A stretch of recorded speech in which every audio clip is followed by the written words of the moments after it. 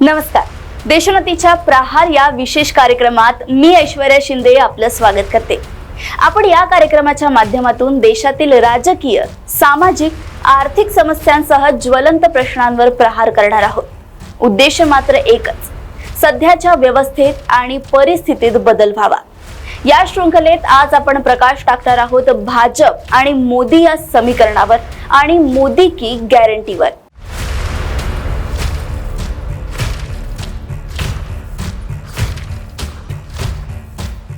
भाजप म्हणजे फक्त आणि फक्त नरेंद्र मोदी हेच समीकरण गेल्या 10 वर्षात देशाला दिसलंय.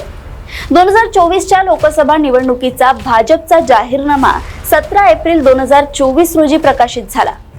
76 पानी जाहीरनाम्यात मोदींची 53 छायाचित्र असल्यानं हा मोदींचा छायाचित्र अल्बम प्रकाशित झालाय असे म्हटले तरी वावगे ठरणार नाही.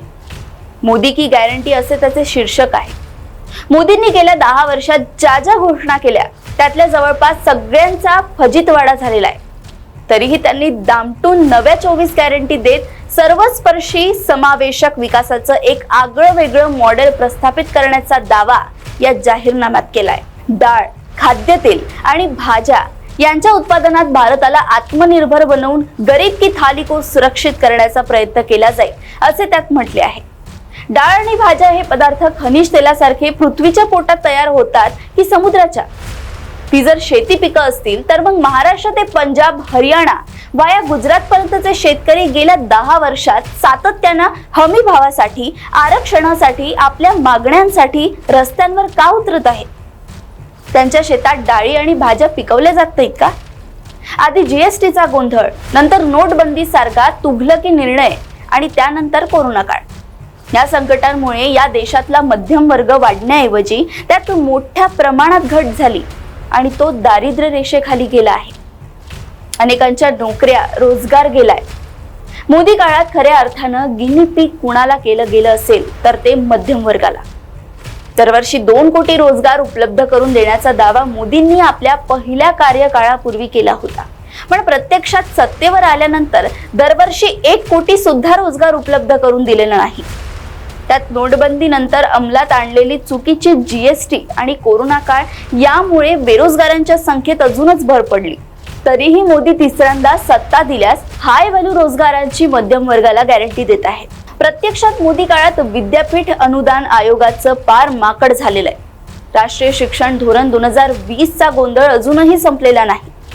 सरकारच्या अनावश्यक लुडबुडीमुळे विद्यापीठ आणि महाविद्यालये जेरीस आलेली आहेत. परिणामी विद्यापीठ, महाविद्यालयातील उच्च शिक्षणाचा दर्जा आहे तसा राखला जाण्याऐवजी त्यात घसरण झाली आहे.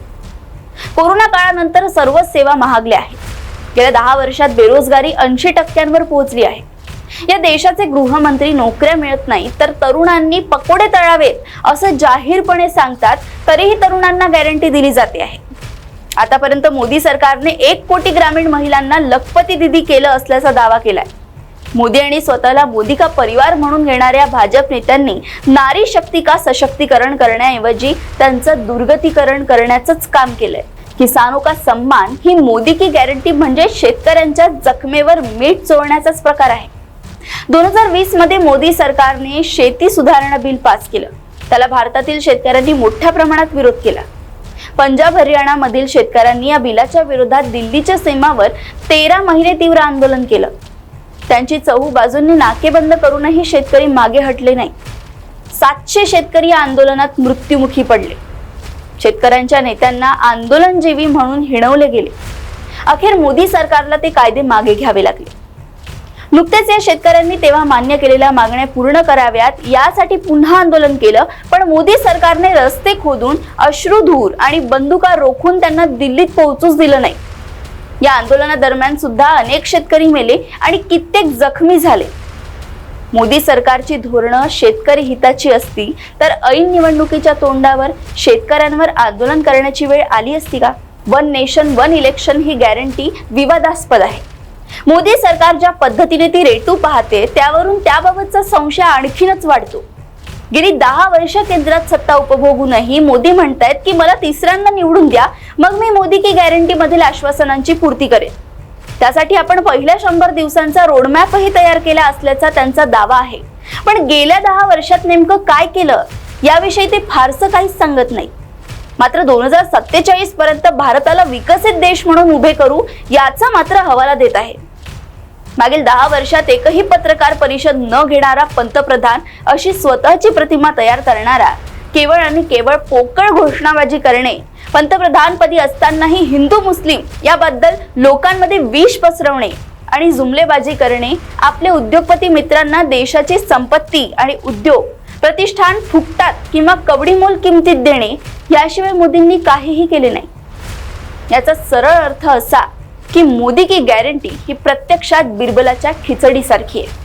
म्हणूनच आता ते 2047 सालचे भाकड हवाले देत आहे. या हवाल्यांना पुन्हा भुलायचे की आतापर्यंतचा अनुभव पाहता कानाला खडा लावत हे पार्सल पुन्हा कचऱ्याच्या ढिगावर फेकून द्यायचे, हे ठरवायचे हे दिवस आहे.